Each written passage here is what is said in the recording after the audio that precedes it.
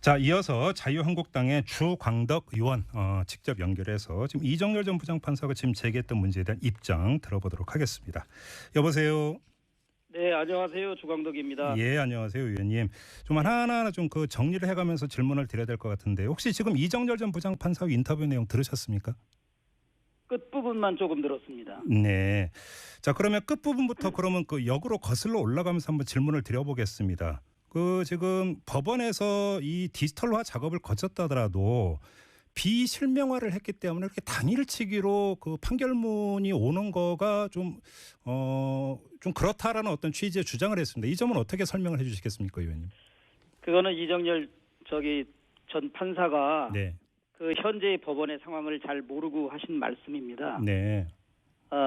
저희는 15일 날 그 국회 의정 전산 시스템에 의해서 신청을 했고 네.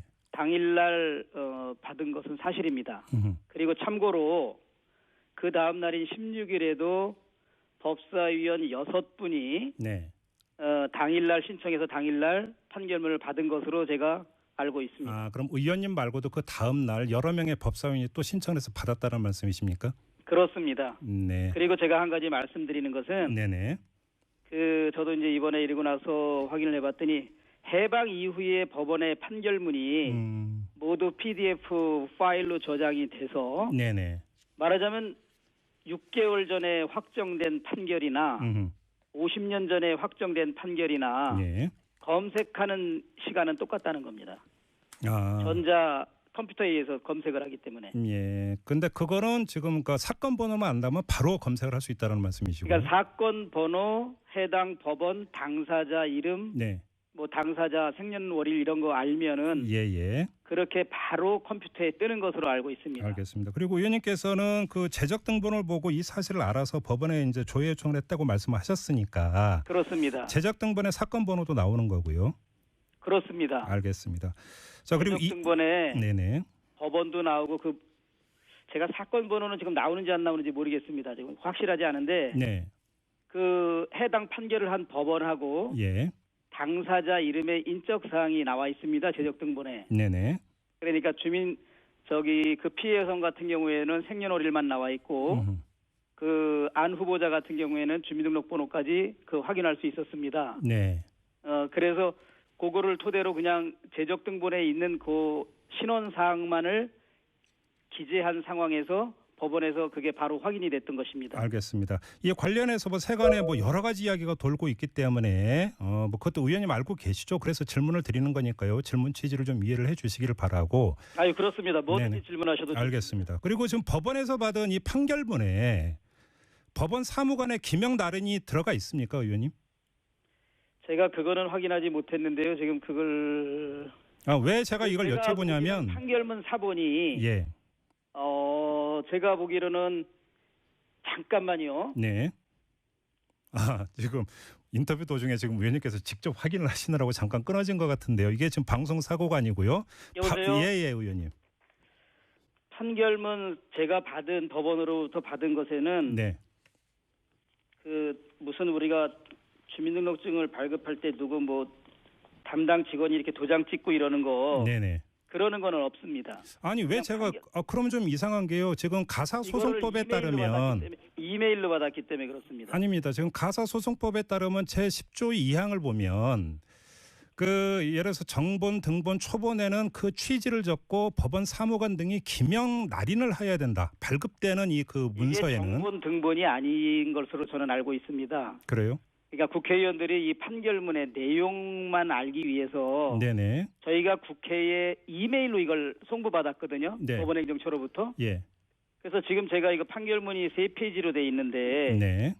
보니까 그냥 판결문 자체를 이렇게 저희가 복사한 것 같은 그런 모습입니다. 그리고 그래요? 제가 기자회견하면서 네네. 청구를 했던 원고에 해당되는 그 여성에 대한 인적 사항을 다 삭제하고 네.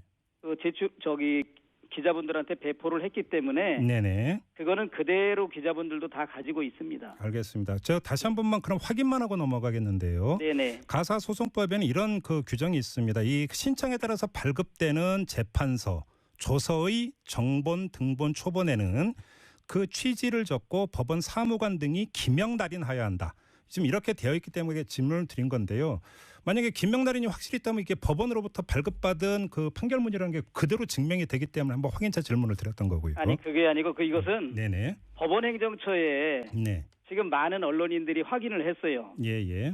진짜 이렇게 몇 월 며칠 날 서면으로 판결문 사본 제출 요청을 받았느냐. 네네. 그리고 해당 주광덕 의원실에 판결문 사본을 이메일로 보낸 것이 맞느냐. 음흠. 그러니까 법원행정처 대법원에서 그것을 확인해 준 것으로 제가 알고 있습니다. 주광덕 의원실에 보낸 게 맞다라고 네네. 법원 행정처에서 확인해 줬다는 예, 말씀이시죠? 그거보다 더 정확한 네네. 판결문 저희가 확보한 거를 증명할 수 있는 객관적인 증빙은 알겠습니다. 없는 것이거든요. 네. 예. 그리고 이정열 전 부장판사가 주택에 제기한 문제는 네네. 자, 법원에 이 판결문을 요청을 하기 위해서는 그 위원회 의결이나 제적위원 3분의 1 이상의 의결이 있어야 되는데 이런 절차를 따른 것이냐 이 문제 제기를 했습니다. 그 절차는 따르지 않았습니다. 그래요? 그러나 국회는 네. 그 지금 인사청문위원회에서나 네. 국회 상임위에서 네. 어떤 그 해당 기관에 자료 제출 요청을 할 때 예. 지금 말씀하신 국회법이나 인사청문회법에 규정되어 있는 그 규정은 음흠. 의무 규정이나 강제 규정이 아니고 네. 훈시 규정 내지 임의 규정입니다. 아, 그렇습니까? 많은 국회의원들과 상임위에서 이러이러한 절차에 의해서 서류를 받는 게 원칙이다. 그런데 국회는 네. 회의체 기관이어서 네네. 국회법의 규정은 내부의 어떤 상임위를 운영하고 인사청문위원회를 운영할 때 필요한 규정이어서 네네.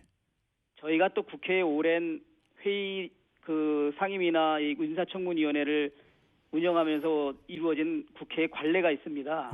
관행이었다 이런 말씀이시죠? 네, 국회의원들은 다 이렇게 하고 그다음에 이제 며칠 후에 네. 이정열 그 전 판사가 말한 예. 그 절차를 사후에 해서 사후에 추인을 받습니다. 아, 위원회에서 예. 예. 국정감사할 때도 그러고 다 지금 그게 관행이었다는 말씀이시죠? 그게 국회의 오랜 관례입니다. 그러면 하나만 더 확인하겠습니다. 그러면 아무튼 그 법에는 그런 절차가 규정이 되어 있는데 관행으로 그걸 지키지 않았다고 말씀하셨는데 그럼에도 지키지 않는 불구하고 것이 아니라 그렇게 하지 않는 경우가 예.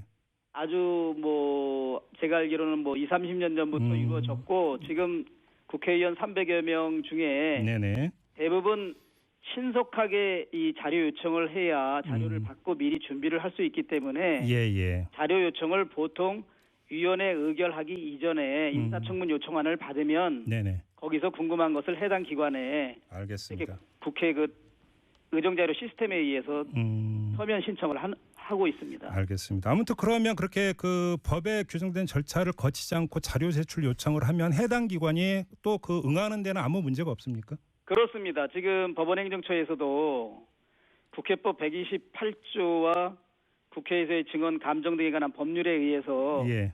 이번 주광덕 의원한테 판결문 사본을 제출한 것은 네. 현행법상 아무런 문제가 없다라고 그렇게 답변을 하고 있습니다. 알겠습니다. 자, 또 하나의 문제인데요. 의원님께서 법원 행정처로부터 판결문을 받은 당일 15일에 TV조선에서 첫 보도가 나가는데요. 혹시 이 보도의 출처, 이 그 보도 내용을 제공한 당사자가 의원님 맞습니까? 저는 전혀 아닙니다. 아, 잠깐만요. 그러면 제가 TV조선에 관련 내용을 전혀 제공한 바가 없다는 말씀이십니까? 그렇습니다. 제가 네. 그날 받아서 저녁에 준비를 해서 그 다음날 아침 9시에 네. 국회 정론관에서 기자회견을 통해서 이 모든 것을 밝히려고 준비하고 있었던 사람입니다. 예. 제가 오히려 TV조선의 보도를 접하고 음흠. 제가 온몸에 힘이 다 빠지는 그런 허무한 것을 느낀 사람입니다. 예. 그러면 TV조선 보도와 의원님과는 전혀 상관이 없습니까? 그렇습니다. 그러면 저도 도대체 누가 네.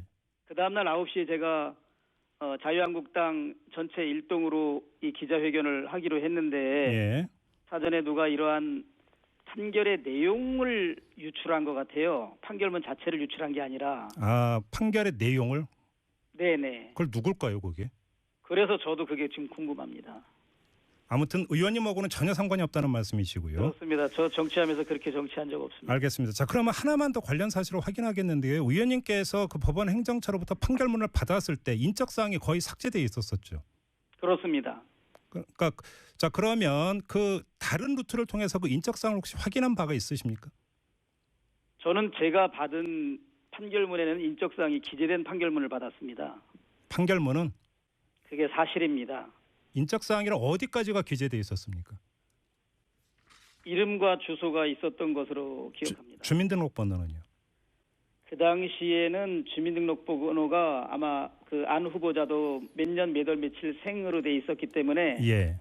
아마 그 피해 여성도 이름과 이름 옆에 몇 년 몇 월 며칠 생 이렇게 돼 있고 주소가 있었을 겁니다. 아, 그래요. 요거는 좀 확인이 필요한 것 같은데요. 지금 그래서 제가 예. 성에 김씨만 남겨놓고 다 지워서 나머지 부분을 삭제했습니다. 알겠습니다. 지금 계속 방송을 듣는 과정에서 많은 분들이 지금 문자 주고 계시는데 그거 가운데 3339님이 이런 문자로 주셨는데요. 네네.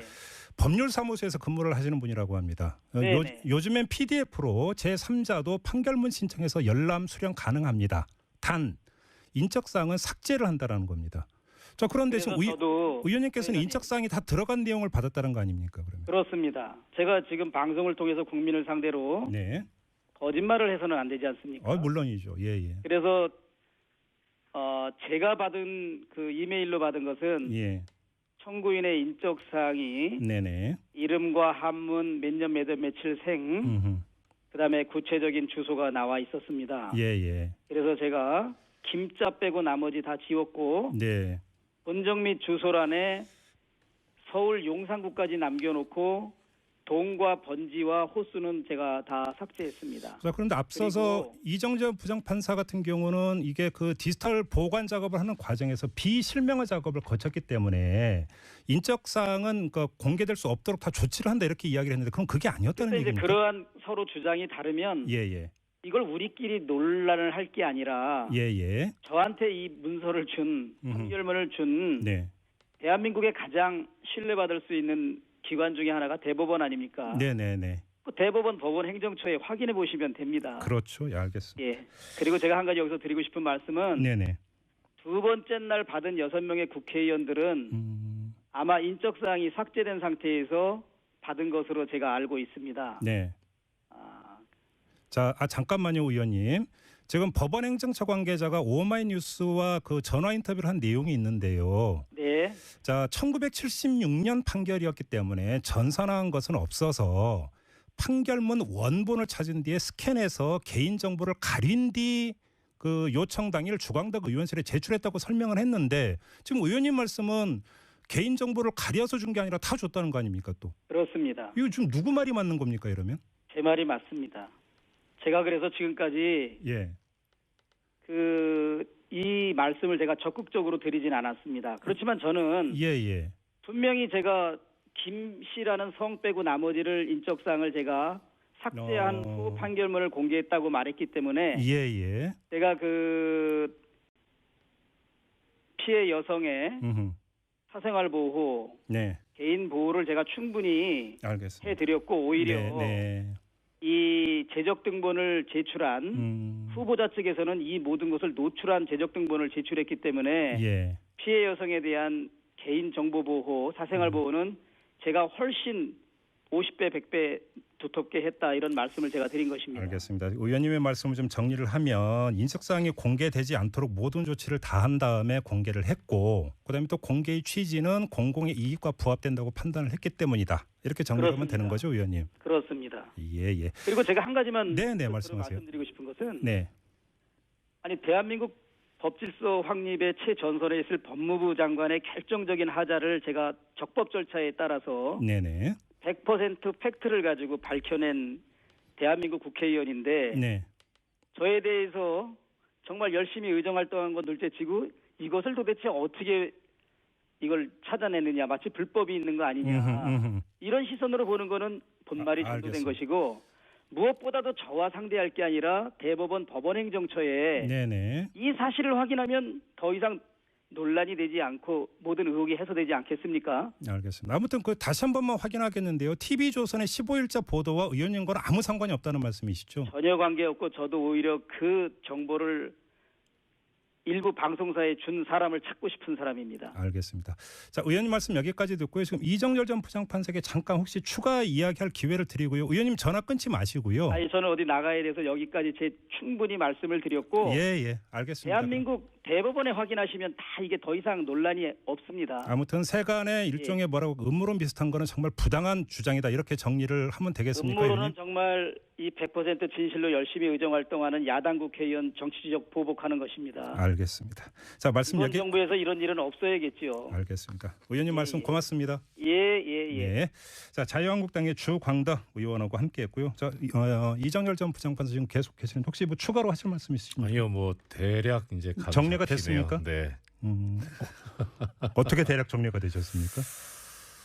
뭐 증거가 좀 있어야 되고 조사를 해봐야 될 필요성이 있습니다. 그런데 당장 지금 예. 주광덕 의원과 법원 행정처의 설명부터가 지금 어긋나고 있습니다. 예, 그렇죠. 예, 지금 그 팩트 확인이 필요한 부분이 한두 가지가 아닌 것 네, 같은데요. 일단은 법원에 확인해야 되는 부분이 가장 크고요. 네. 그다음에 무엇보다 지금 아까 최초에 말씀드렸던 이 주광덕 의원실에 법원 행정처에서 보냈다는 PDF 파일의 파일명, 판결문 검수 완료. 네. 이거는 인적 사항이 지워진 파일이었을 가능성이 사실은 높습니다. 근데 뭐 본인이 아니라고 하시니까 믿을 수밖에 없는데요. 알겠습니다. 그럼 뭘 검수했다는 건 좀 궁금하긴 한데 이게 전부 다 법원에서 다 해명해야 될 문제인 제가 것 볼 같습니다. 때는 인터뷰를 진행하다 보니까 법원에서도 소상한 네. 확실한 그리고 설명이 꼭 필요해 보인다 이런 생각도 갖게 되는데요. 나머지 부분은 저희도 팩트 확인이 더 필요한 부분 혹시 후속으로 전해드릴 내용이 있으면 추가로 전해드리도록 하고요. 우리 애청자 여러분들의 판단에 조금이나마 도움이 됐기를 바랍니다.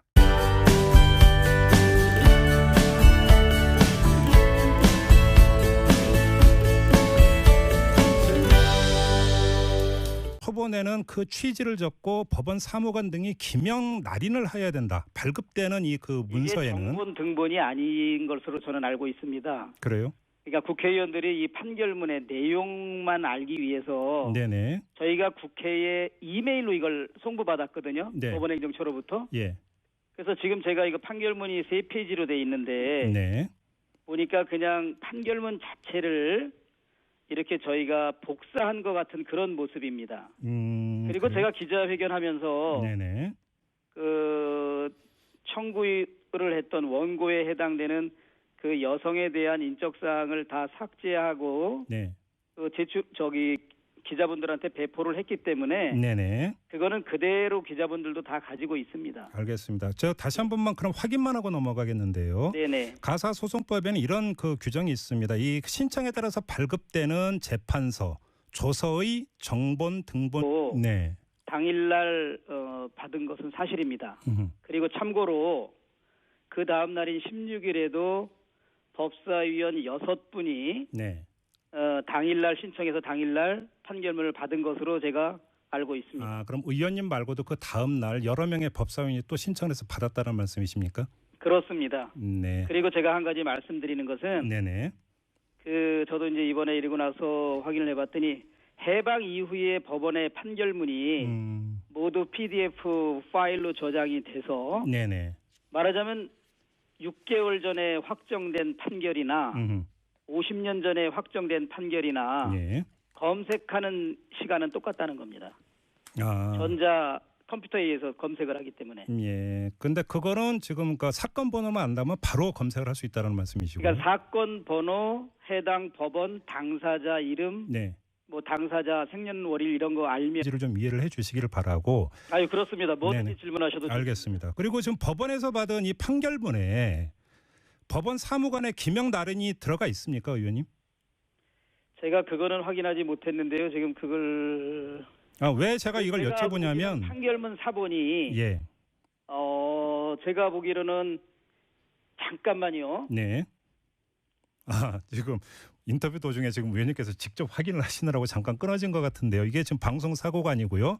여보세요? 예, 의원님. 판결문 제가 받은 법원으로부터 받은 것에는 네.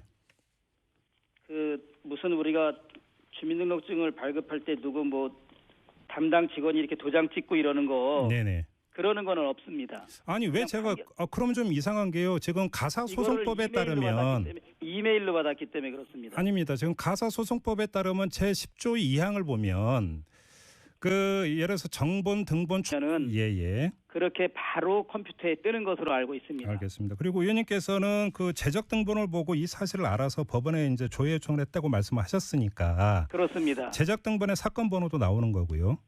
그렇습니다. 알겠습니다. 자 그리고 재적 등본에 네네.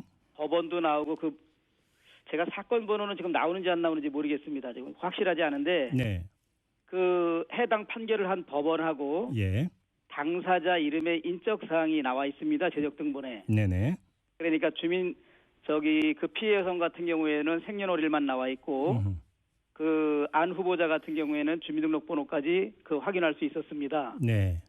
그래서 그거를 토대로 그냥 재적 등본에 있는 그 신원 사항만을 기재한 상황에서 법원에서 그게 바로 확인이 됐던 것입니다. 알겠습니다. 이에 관련해서 세간에 여러 가지 이야기가 돌고 있기 때문에 그것도 의원님 알고 계시죠? 그래서 질문을 드리는 거니까요. 자, 이어서 자유한국당의 주광덕 의원 직접 연결해서 지금 이정열 전 부장판사가 지금 제기했던 문제에 대한 입장 들어보도록 하겠습니다. 여보세요. 네, 안녕하세요. 주광덕입니다. 예, 안녕하세요, 의원님. 좀 하나하나 좀 정리를 해가면서 질문을 드려야 될 것 같은데 혹시 지금 이정열 전 부장판사 인터뷰 내용 들으셨습니까?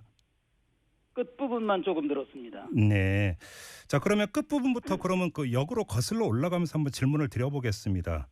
지금 법원에서 이 디지털화 작업을 거쳤다더라도 비실명화를 했기 때문에 그렇게 당일치기로 판결문이 오는 거가 좀 그렇다라는 어떤 취지의 주장을 했습니다. 이 점은 어떻게 설명을 해 주시겠습니까, 의원님? 그거는 이정열 전 판사가 네. 현재의 법원의 상황을 잘 모르고 하신 말씀입니다. 네. 저희는 15일 날 국회 의정 전산 시스템에 의해서 신청을 했고